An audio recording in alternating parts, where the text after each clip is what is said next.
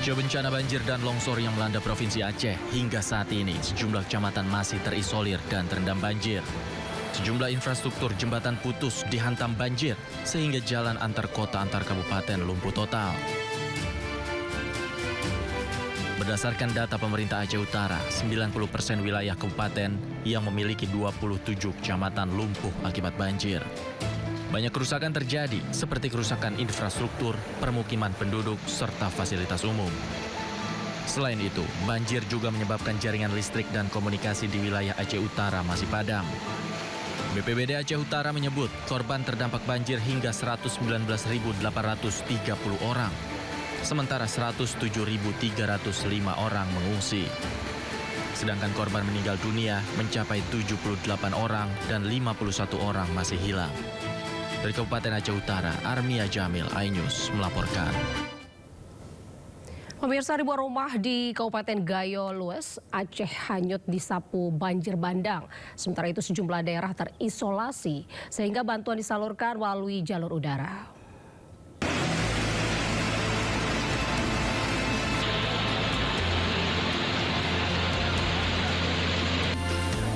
Jembatan Air Bubul, Kecamatan Labun Pelan. Pasca 5 hari dilanda banjir bandang, sejumlah kecamatan di Kabupaten Gayo Lues, Aceh terisolasi. Ribuan rumah, jembatan, dan jalan rusak diterjang banjir. Sebesar ini loh. Lumpur tebal menutupi permukiman warga, sementara jaringan komunikasi dan listrik terputus.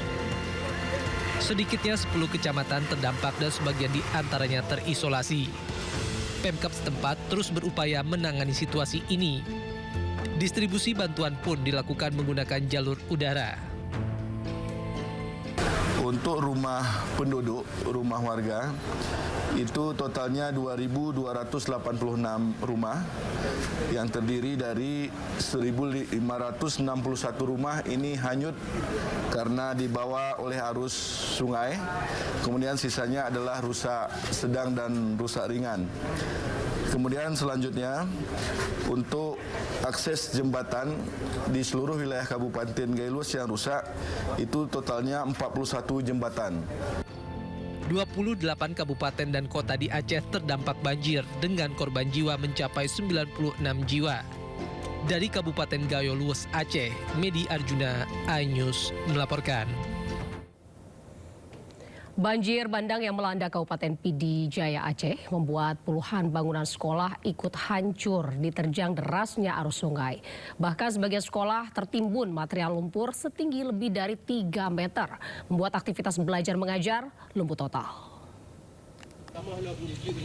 Kepala Dinas Pendidikan Aceh, Murtala Mudin, yang meninjau langsung lokasi SMA Negeri 2 Merede sempat terperosok ke dalam lumpur sedalam lebih dari 1 meter. Ia akhirnya ditarik keluar oleh rombongan kepala sekolah dan pejabat yang ikut mendampingi kunjungan tersebut. Dengan sekolah-sekolah yang rusak parah dan tertimbun lumpur, dunia pendidikan di Pidi Jaya kini benar-benar lumpuh. Murid-murid tidak bisa kembali ke ruang kelas.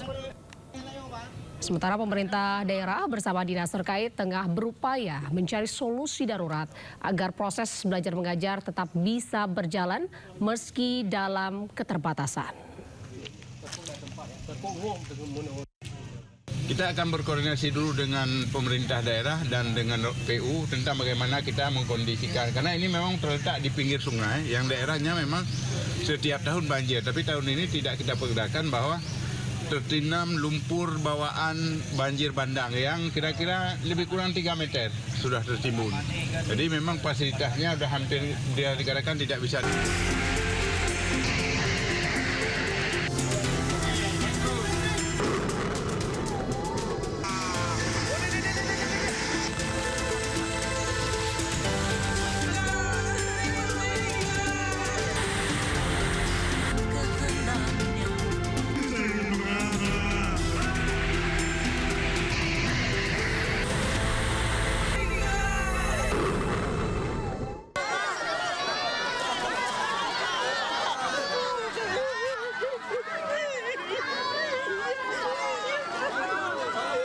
Sampai ke wilayah dan pasar wilayah.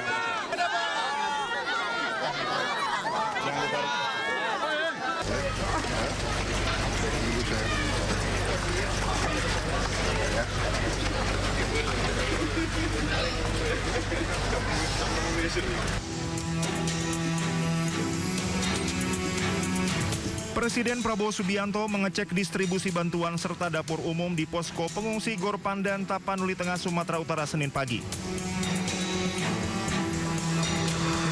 Presiden Prabowo juga mendengar langsung cerita beberapa pengungsi yang menyelamatkan diri dari banjir bandang dan longsor.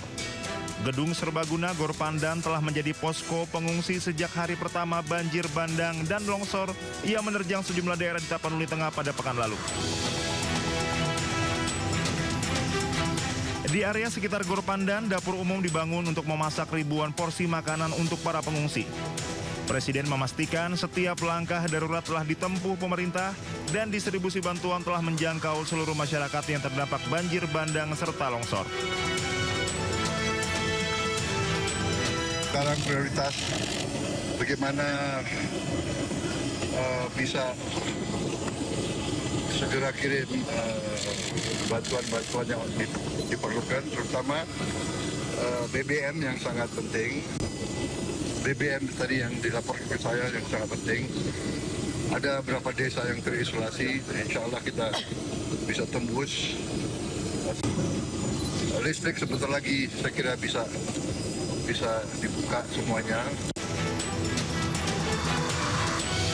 Presiden memerintahkan seluruh jajarannya untuk dengan cepat, tepat, dan menyeluruh menanggulangi dampak bencana dan mengurusi para pengungsi. Dari Tapanuli Tengah, Tim Liputan Anyus melaporkan.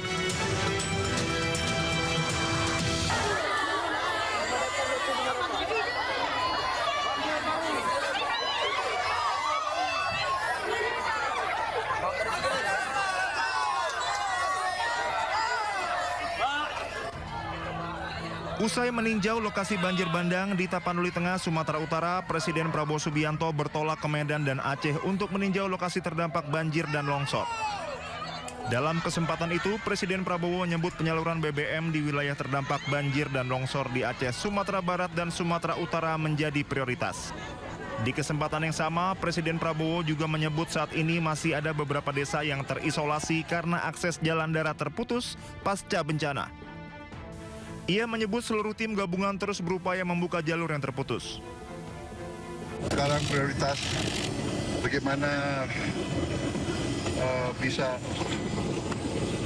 segera kirim bantuan-bantuan yang diperlukan, terutama BBM yang sangat penting. BBM tadi yang dilaporkan ke saya yang sangat penting. Ada beberapa desa yang terisolasi, insya Allah kita bisa tembus. Listrik sebentar lagi saya kira bisa dibuka semuanya. Perubahan iklim kita bisa hadapi dengan baik. Pemerintahan harus benar-benar berfungsi menjaga lingkungan, mengantisipasi kondisi di masa depan mungkin yang di daerah-daerah juga semuanya harus siap menghadapi kondisi yang perubahan iklim yang berpengaruh. Lebih lanjut, Presiden Prabowo juga meminta seluruh daerah untuk bersiap menghadapi kondisi perubahan iklim yang sedang terjadi. Presiden Prabowo menekankan agar seluruh jajaran pemerintah dapat menjaga lingkungan untuk mengantisipasi kondisi perubahan iklim di masa depan. Tim Liputan Anyus melaporkan. Yang ada di